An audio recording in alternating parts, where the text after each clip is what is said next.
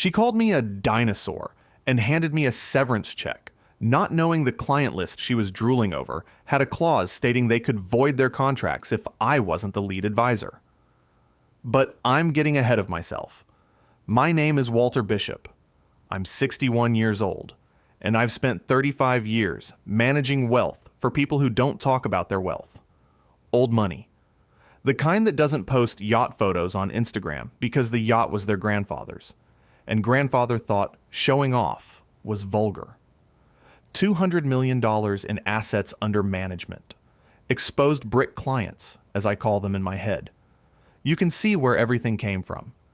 Every dollar has a story, a family tree, a responsibility attached to it.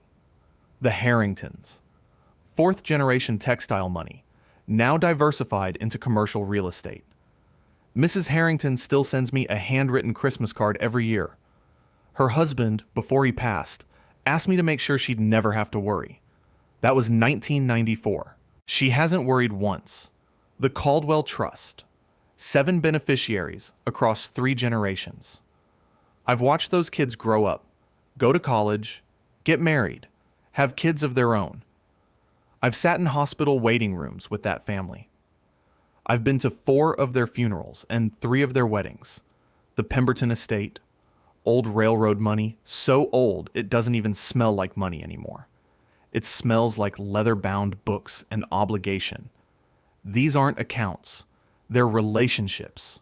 Exposed brick. You can see the work, the history. The trust built one conversation at a time over 3 decades. I started at Whitfield and Associates in 1989. Reagan was finishing up. The Berlin Wall was about to come down, and I was a 26-year-old kid from a state school who didn't know the difference between a mutual fund and a hedge fund.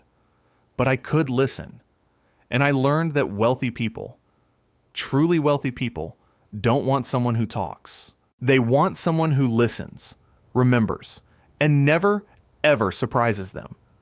I built my book one client at a time, referrals only. I've never made a cold call in my life. When you manage money for families like these, you don't advertise.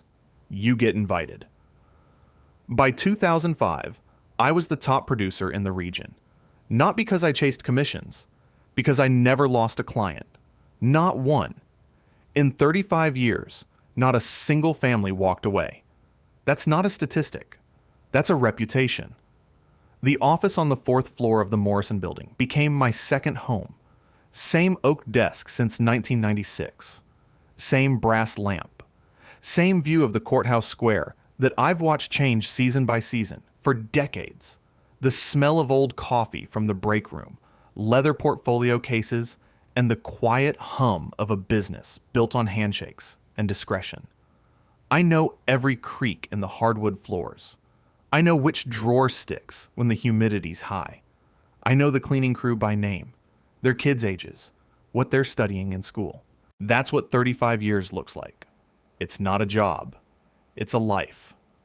My wife Eleanor passed in 2019. Cancer. 16 months from diagnosis to the end. I worked through most of it because she told me to. Your clients need you, she said. I need you too, but they need you to be Walter. Don't let me take that from you. I missed a lot of time with her. Time I can't get back. But I honored her wishes. I kept showing up. I kept being Walter. My son David was 28 when she passed. He's 33 now, working as a teacher in Portland. Good kid. Calls me every Sunday. Asks if I'm eating enough, sleeping enough, living enough. I tell him I'm fine. Mostly that's true. After Eleanor died, the office became more than a second home. Some weeks, it was the only place I felt like myself. The routine, the purpose, the quiet satisfaction of doing something well that matters to people who trust you. I wasn't ready to retire. I wasn't ready to let go. Turns out, the decision wasn't mine to make. Tiffany Sinclair arrived in March. New branch manager, 34 years old. Wharton MBA. Regional had been talking about modernization for months, and Tiffany was apparently their answer. First day, she gathered the entire office in the conference room, ordered fancy coffee from some place downtown that puts foam art on everything, stood at the head of the table in a blazer that cost more than my first car. "I'm thrilled to be here," she said. "I've spent the last 3 years at corporate studying what separates high-performing branches from legacy operations. The difference? Innovation, agility, a willingness to pivot towards scalable client acquisition strategies." I watched my colleagues nod along. A few of the younger advisors were actually taking notes. "We're going to modernize this office," she continued. "Streamline operations. Leverage technology to optimize the client experience. I want us thinking like a startup, not a country club."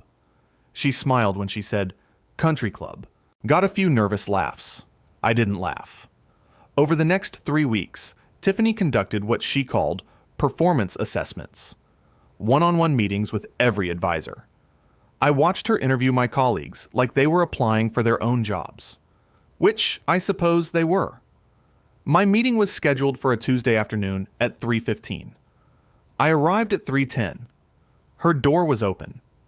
Her office, which had been Tom Morrison's office for 20 years before he retired, looked completely different. New furniture, modern art on the walls, some kind of diffuser making the room smell like a spa. "Walter." She gestured to a chair without looking up from her laptop. "Have a seat." I sat. She typed for another full minute. Power move. I've seen it before. I used the time to study the framed photos on her credenza. Her shaking hands with someone important at what looked like a conference. Her at a charity gala. Her on a ski slope. No family photos. No personal artifacts. Just a highlight reel. Finally, she closed the laptop and fixed me with a smile that didn't reach her eyes. "So, Walter Bishop, the legend." I don't know about legend. $200 million AUM. 35 years. 0 client attrition. She leaned back. "Impressive numbers. But I have to be honest with you, Walter. When I look at your client demographics, I see a problem." "What kind of problem?" "An aging problem. Your clients are old, Walter. Their average age is what? 72? 75? 74. Right. So we're looking at significant asset transfer over the next decade. Estates dispersing. Heirs who probably already have relationships with advisors their own age." She spread her hands. "The math isn't great. My clients' children know me. I've managed their trust since they were teenagers. When the time comes, they'll... Will they, though?" She tilted her head. "I mean, really? A 35-year-old inheriting money in 2024 is going to want a 61-year-old advisor? Someone who probably still uses a Rolodex?" "I don't use a Rolodex. I haven't used a Rolodex since 2003. But I didn't correct her. "What I need," she continued, "are advisors who can attract new clients. Younger clients. Clients with growth potential and a 40-year relationship runway. What I have is..." She gestured at me like I was a piece of furniture she was thinking about replacing. "A dinosaur. If you've ever had a boss look at you like you're already gone, hit that like button and subscribe." The word hung in the air. Dinosaur. Like 35 years of service, $200 million in managed assets, and a perfect retention record could be reduced to a single dismissive metaphor. I said nothing. "Look, I'm not trying to be harsh," Tiffany said. "I'm trying to be realistic. The firm needs to evolve. And frankly, Walter, I think this could be good for you too. You've had an incredible run. You've earned a rest." She opened a drawer and pulled out a folder. Slid it across the desk. "Severance package. 6 months salary. Full benefits through the end of the year. Honestly, it's generous. Regional wanted to offer 3 months, but I advocated for you." She looked at me like she expected gratitude. I opened the folder. Scanned the terms. Standard separation agreement. Non-compete clause. The usual. "I'll need time to review this," I said. "Of course. Take the weekend. But I'll need your decision by Monday." She smiled. "I'm sure you understand." We need to move quickly on the transition. Your clients deserve continuity. My clients. She said it like they were already hers. I closed the folder, stood up, extended my hand. Thank you for the opportunity, Tiffany. She blinked. I don't think she expected that. You're welcome? I'll have my answer for you Monday morning. I walked out of her office, down the hall I'd walked 10,000 times, past the break room where 3 decades of coffee had stained the counter, through the lobby where Margaret the receptionist had worked almost as long as I had. Margaret caught my eye. She'd heard. Word travels fast in small offices. I gave her a small nod. She looked like she might cry. I took the elevator down to the parking garage, sat in my car for a long time, watched the concrete walls and fluorescent lights, and thought about Eleanor, about what she'd say if she were here. Then I pulled out my phone and made a call. Harold, it's Walter. Yes, I'm fine. Listen, I need to tell you something, and then I need to ask you a question about that agreement we signed back in 2008. If you've ever had a boss look at you like you're already gone, hit that like button and subscribe. Harold Harrington answered on the second ring. He always did.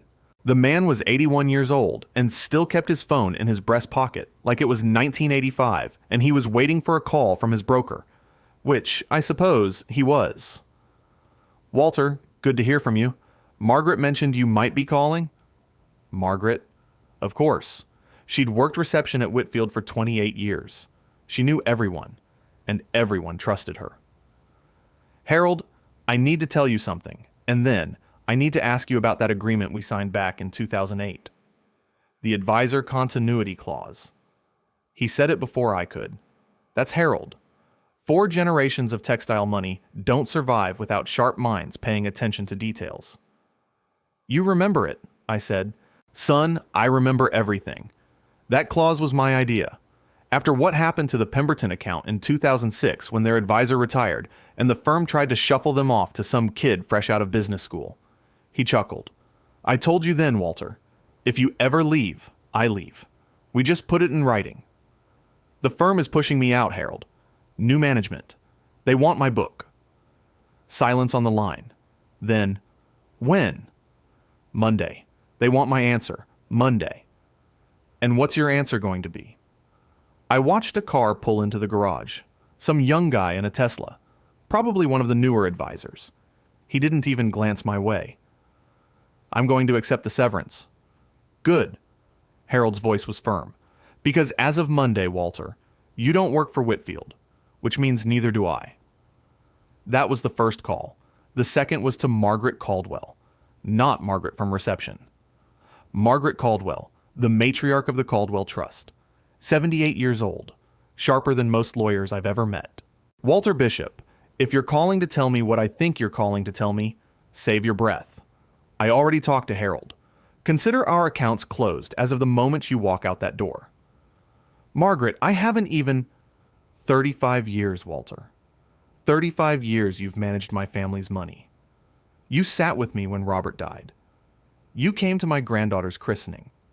You think I'm going to let some 34-year-old with a spa diffuser in her office tell me who's going to manage my family's wealth? I almost smiled. Word really did travel fast. The clause, I said. You remember signing it? Section 4, paragraph 2. In the event that Walter Bishop ceases to be employed by Whitfield and Associates for any reason, the undersigned reserves the right to terminate this advisory agreement and transfer all assets within 30 days without penalty. She paused. I had my attorney draft identical language for every account we hold. Did you think I wouldn't? I didn't answer. I didn't need to. Call the Pembertons, Margaret said. Call the Worthingtons. Call every single family you've taken care of for the last 3 decades. And then, Walter, you start your own firm, because we're coming with you. By Saturday evening, I'd made 23 phone calls. Every single one went the same way. Shock, anger. Then the question, what's the plan, Walter? By Sunday night, I had verbal commitments from 19 families representing $180 million in assets under management. All of them had signed agreements with identical language. Section 4, Paragraph 2. The Advisor Continuity Clause. I spent Monday morning in my home office, the one Eleanor had helped me set up when we bought the house in 1998. Oak desk, brass lamp, window overlooking the garden she used to tend. I filed the paperwork to establish Bishop Wealth Advisory, LLC, sole proprietor. Just me for now. At 9 a.m., I drove to the Morrison building one last time, took the elevator to the 4th floor, walked past Margaret at reception. She squeezed my hand as I passed. "Give 'em hell, Walter." Tiffany was waiting in her office. Door open. Laptop closed this time. She'd even stood up. "Walter, I hope you had a good weekend to think things over." I did. And I handed her the signed severance agreement. "I accept your terms." She couldn't hide the relief, or the triumph. Her smile widened, showing teeth. "I think this is the right decision, Walter. For everyone. I know it's hard, but I'll need to clear out my office today." "Of course. Take your time." "Well, not too much time. I have someone starting Tuesday who'll need the space." She laughed at her own joke. I didn't. I packed my desk in 40 minutes. 35 years, reduced to 2 cardboard boxes. The brass lamp Eleanor had given me when I made partner. A few photos. The pen Harold Harrington had given me after I saved his portfolio during the 2008 crash. Some files I was legally entitled to keep.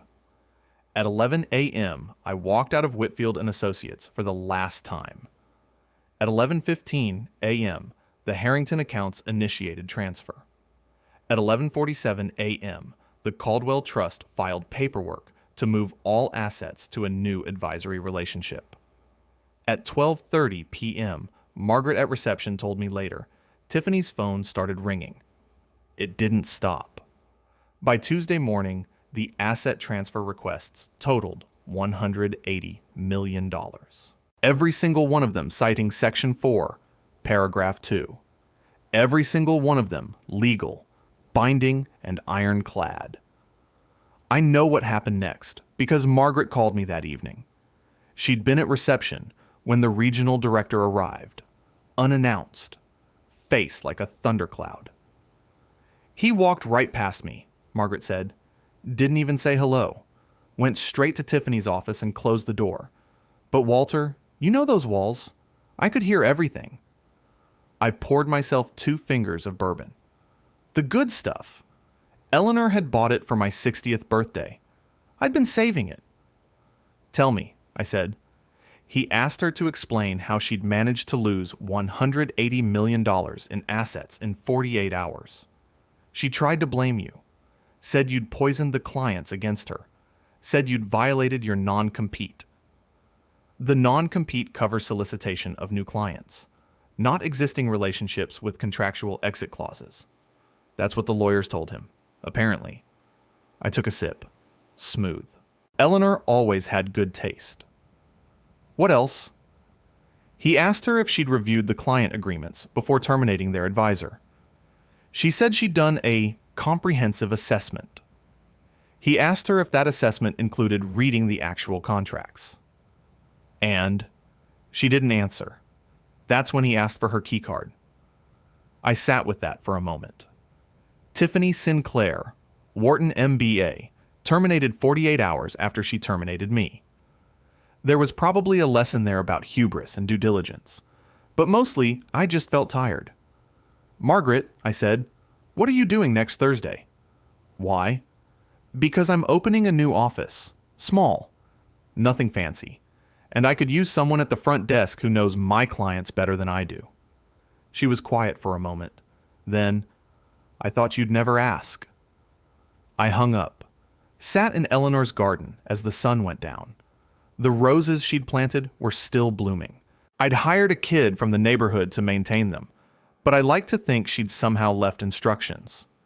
My phone buzzed. David, my son, calling from Portland. "Dad, I heard what happened. Are you okay?" "I'm better than okay." Margaret told me about the new firm, Bishop Wealth Advisory. He laughed. It's got a nice ring to it. I thought so. You know, Mom would have loved this. Watching you start over. Build something new. I looked at the roses. The brass lamp from my old office sat on the patio table, still in its bubble wrap. She would have said I was too old for this nonsense. No, she wouldn't. David's voice was soft. She would have said, "Give 'em hell, Walter," just like she always did. I smiled. First real smile in days. Yeah, I suppose she would. 3 months later, Bishop Wealth Advisory manages $195 million in assets. We picked up a few new clients. Word of mouth. The old-fashioned way. Tiffany Sinclair, I heard, took a job at a fintech startup in Austin. Something about disrupting the wealth management space. I wish her well. Truly. Maybe she'll learn that some things can't be disrupted. Some relationships can't be optimized. Some value can't be measured in runway potential. Harold Harrington stopped by the new office last week. Walked in with his silver cane and his perfectly pressed suit. Looked around at the modest furniture and the exposed brick walls, and nodded. Not bad, Walter. Not bad at all. It's small. It's yours. He smiled. That's better than big. He was right. It was. Sometimes the best revenge isn't loud. It isn't dramatic. It's just walking out the door with your dignity intact and letting the relationships you built over a lifetime speak for themselves. Because in the end, Tiffany was right about one thing. I am a dinosaur. But here's what she didn't understand. Dinosaurs ruled the earth for 165 million years. Sometimes longevity is its own kind of power. If you enjoyed this story, hit that like button and let me know what you think in the comments. And if you haven't subscribed yet, subscribe and ring that notification bell to get alerts about new stories like this one. Thanks for watching. See you in the next video. The morning after Tiffany's termination, I received a call from a number I didn't recognize. Area code from corporate headquarters in Chicago. Mr. Bishop, this is Richard Ashworth, Regional Director for Whitfield and Associates. I set down my coffee. Mr. Ashworth, I understand you've had quite a week. You could say that. He cleared his throat. I'm calling because the board would like to discuss a potential reconciliation.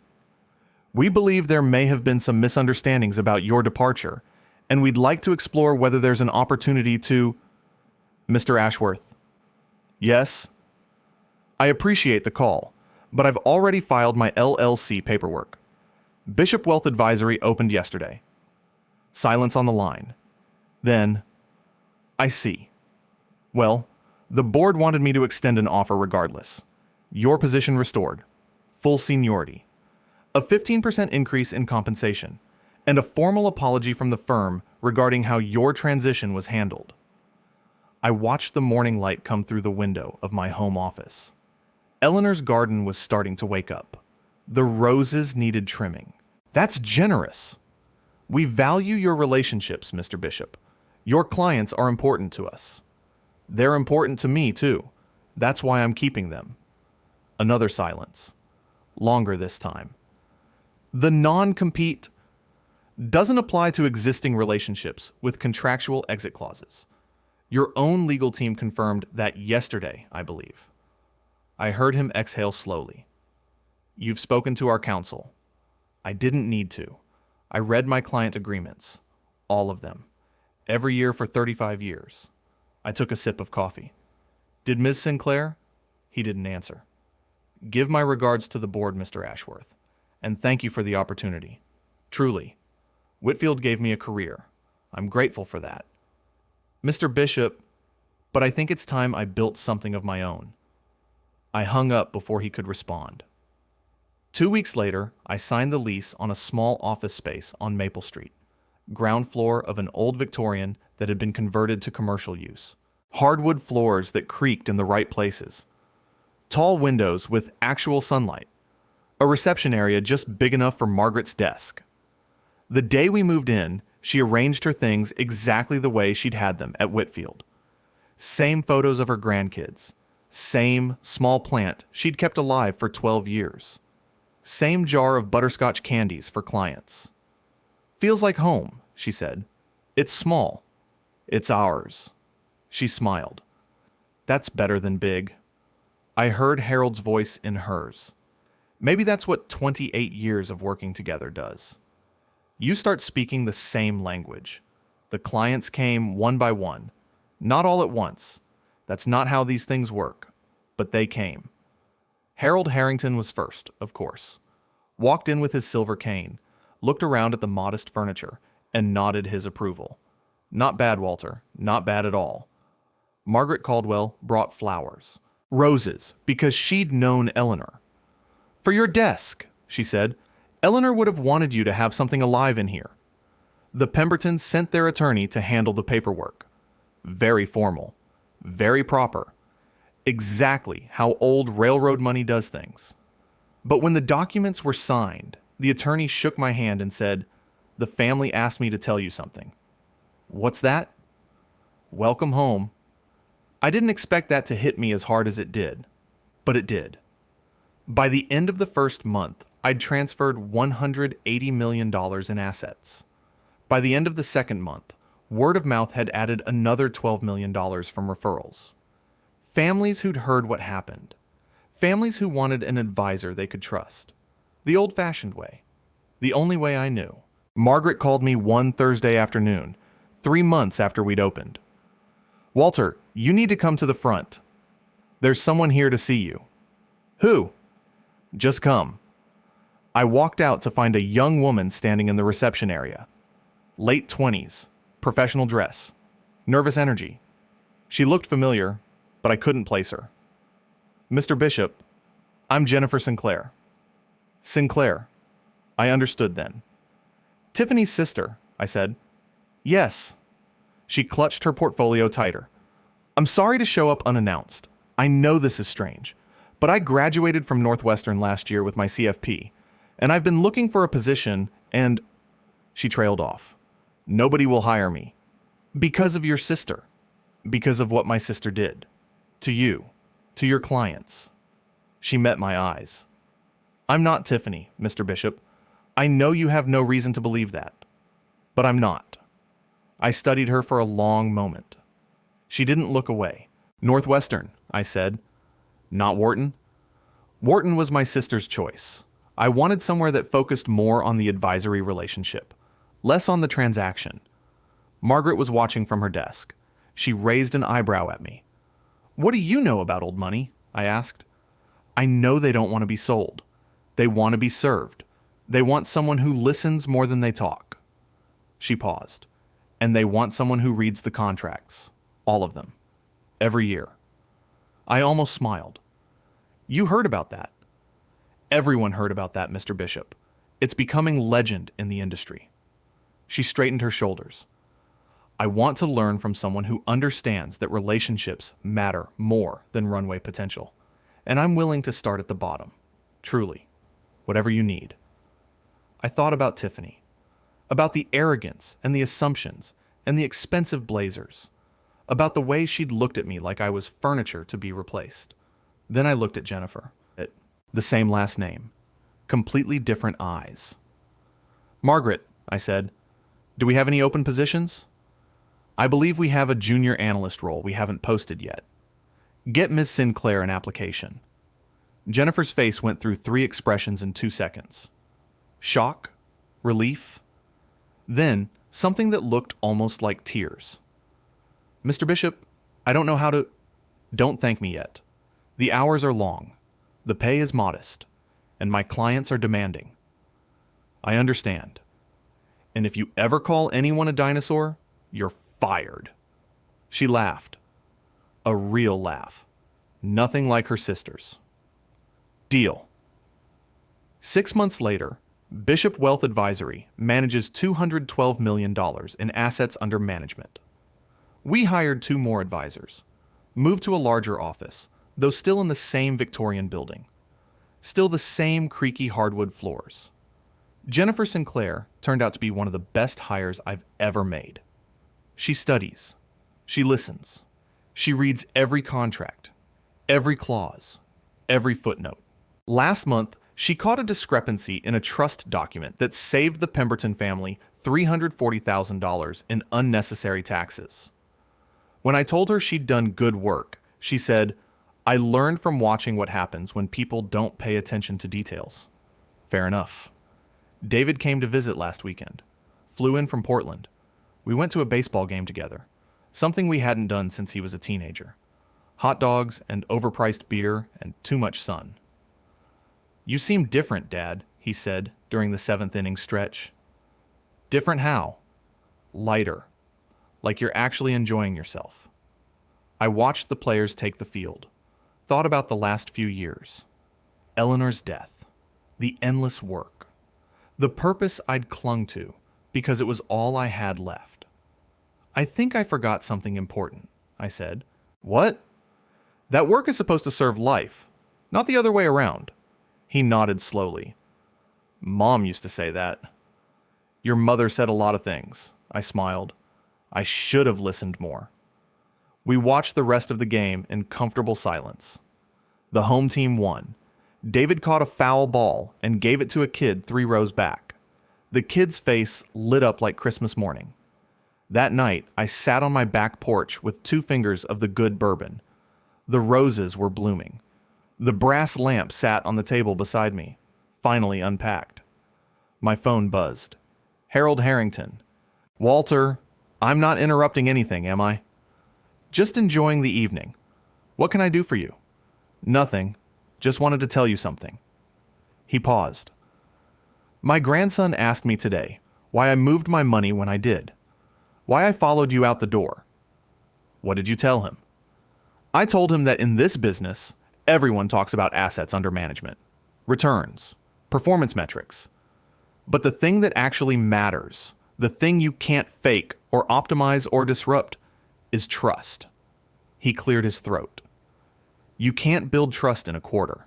You can't scale it. You can't automate it. You can only earn it, one conversation at a time, over years and decades." I didn't say anything. Didn't need to. "That's what you gave us, Walter. 35 years of trust. And that woman thought she could replace it with a Wharton degree and a spa diffuser." He laughed. A real laugh. The kind I hadn't heard from him in years. "Give 'em hell, Walter. Give 'em hell." He hung up. I sat with the bourbon and the roses and the quiet satisfaction of a life that finally made sense again. Sometimes value isn't loud. It doesn't announce itself. It doesn't need to.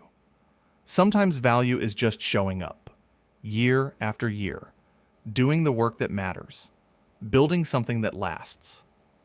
And sometimes the best revenge isn't revenge at all. It's just becoming undeniable. If you enjoyed this story, hit that like button and let me know what you think in the comments. And if you haven't subscribed yet, subscribe and ring that notification bell to get alerts about new stories like this one. Thanks for watching. See you in the next video.